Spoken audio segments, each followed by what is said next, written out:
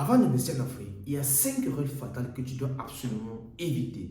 Car beaucoup pensent que vivre en Occident garantit automatiquement la réussite d'un projet en Afrique.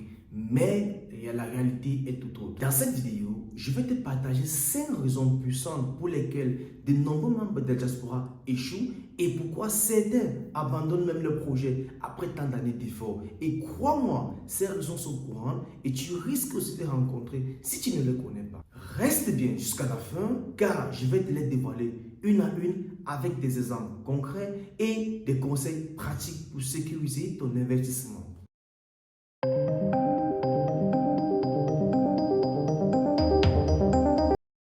Salut à toi, moi c'est Amel Toukam et bienvenue sur Business Afrique.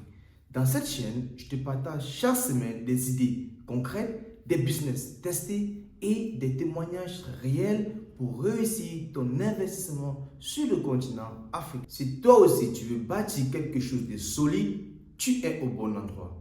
Abonne-toi, laisse un like pour soutenir la page.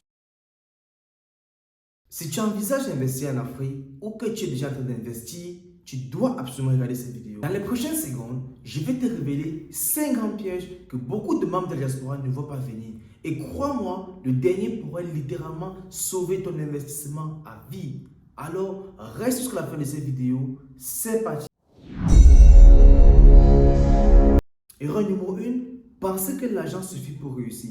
C'est l'une des erreurs les plus fréquentes car beaucoup de membres de la diaspora pensent qu'une fois qu'ils ont mis l'argent de côté, ça leur garantit une réussite dans tous les projets en Afrique. Mais non, l'argent seul ne suffit pas en Afrique car vous devez d'abord connaître les réalités du terrain, avoir des réseaux, avoir une stratégie et une vision claire.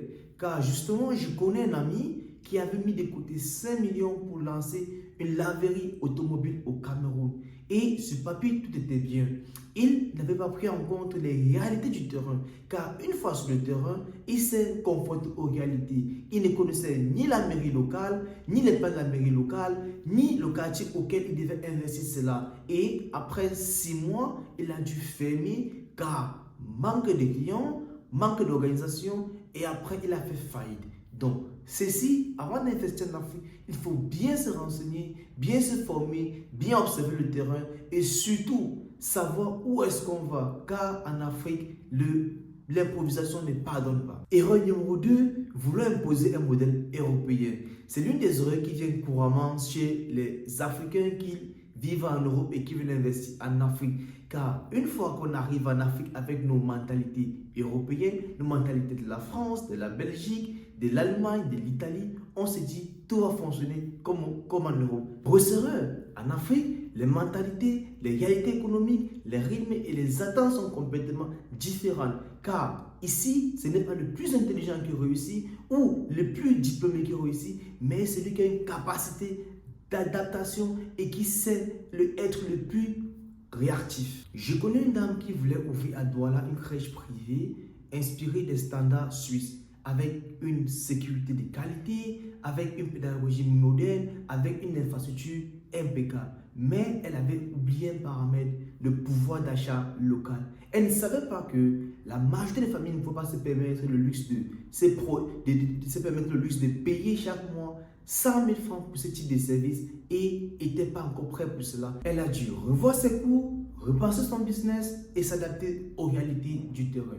Donc, avant d'importer un modèle européen, il faut bien faire l'étude du terrain, bien se renseigner pour pouvoir ne pas se retrouver dans cette situation. Erreur numéro 3, ne pas sécuriser son business.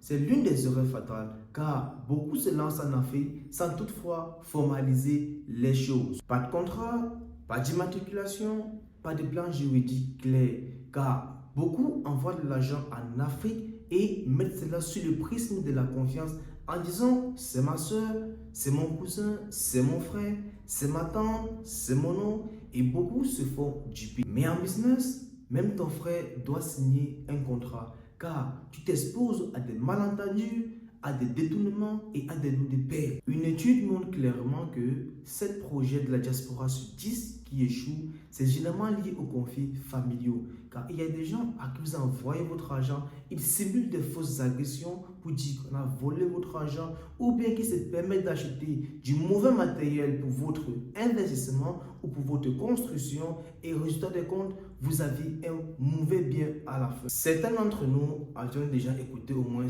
une de ces histoires où quelqu'un de la diaspora travaille 5 ans, 10 ans, 15 ans, voire 20 ans et envoie de l'argent tout le temps au pays pour s'acquérir d'un bien, soit immobilier, soit d'un terrain ou bien lance une activité.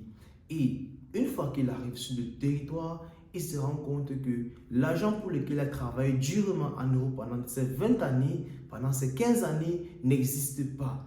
Résultat des courses, il se retrouve qu'avec des regrets, il ne peut rien faire car c'est la famille, comme on dit soit en Afrique. La famille, c'est la famille et on ne peut rien y faire quand c'est un membre de la famille. Donc, il faut toujours assurer ses arrières avec un contrat clair ou bien de nos jours, il y a plusieurs applications comme Notion de Google pour suivre et documenter votre projet et tracer vos virements.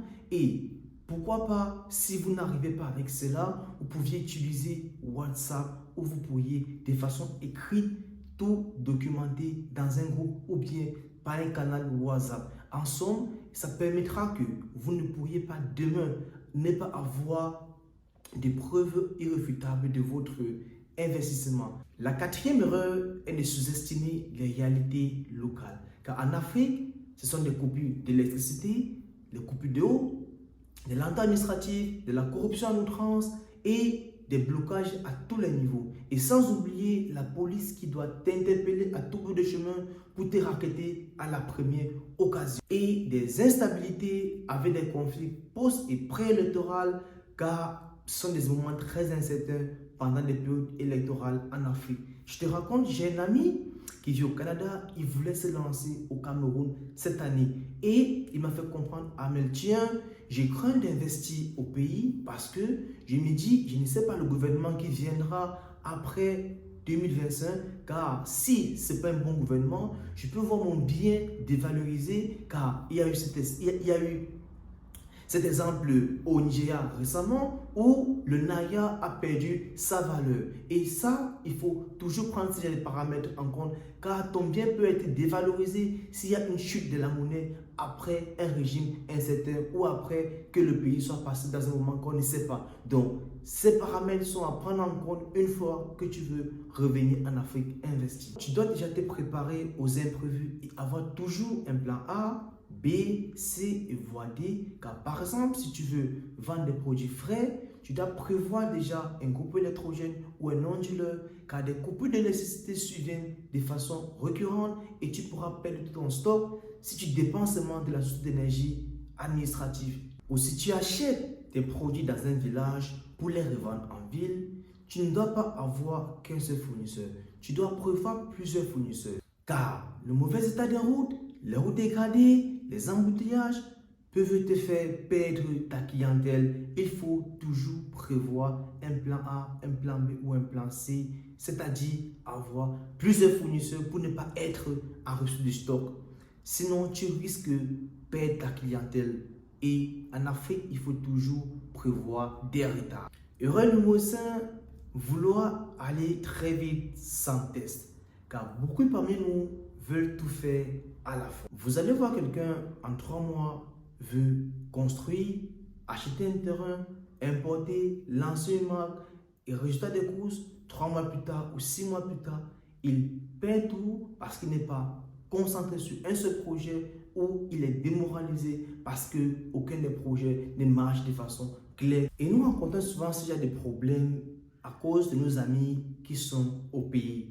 Parce qu'une fois qu'on est à la diaspora, chacun aimerait que nous investissions dans le projet. Et on se dit que lui qui est sur le terrain connaît mieux la chose et on laisse tout entre ses mains. Et une fois qu'on a investi notre argent, sans une réelle connaissance du projet, on se retrouve quelques temps après dans des regrets en se disant on n'a pas mûri l'idée avec l'ami en question, on a cru en lui, pourtant lui-même n'avait pas les idées claires pour mettre en pratique son projet. Donc je conseille toujours de pouvoir soi-même se documenter pour un projet avant d'y investir. J'ai un très bel exemple d'un ami qui est rentré définitivement au pays s'installer. Il est rentré pour y faire du e-commerce et il avait commencé à vendre des sacs. Après 3 mois, il a mûri son projet. Une fois qu'il a pu mûrir son projet, il a développé son projet, il a diversifié. Et aujourd'hui, il a trouvé un investisseur, fournisseur local. Et ça lui permet de pouvoir scaler son projet. Donc, avant de scaler ton projet en Afrique, il faut faire des petits tests, des petits lancements. Et une fois que ton idée a pris, tu peux lancer gros.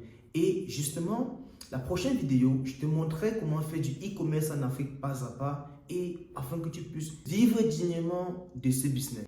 On arrive au terme de cette vidéo les amis et vous voyez que ce n'est pas l'Afrique qui fait échouer la diaspora, mais souvent le manque d'informations, le manque de méthodes et le manque de stratégies claires.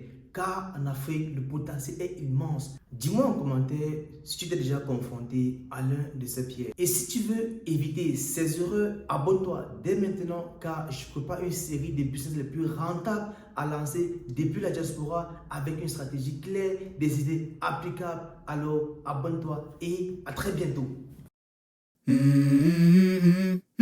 Let's go. I wake up to a little bit of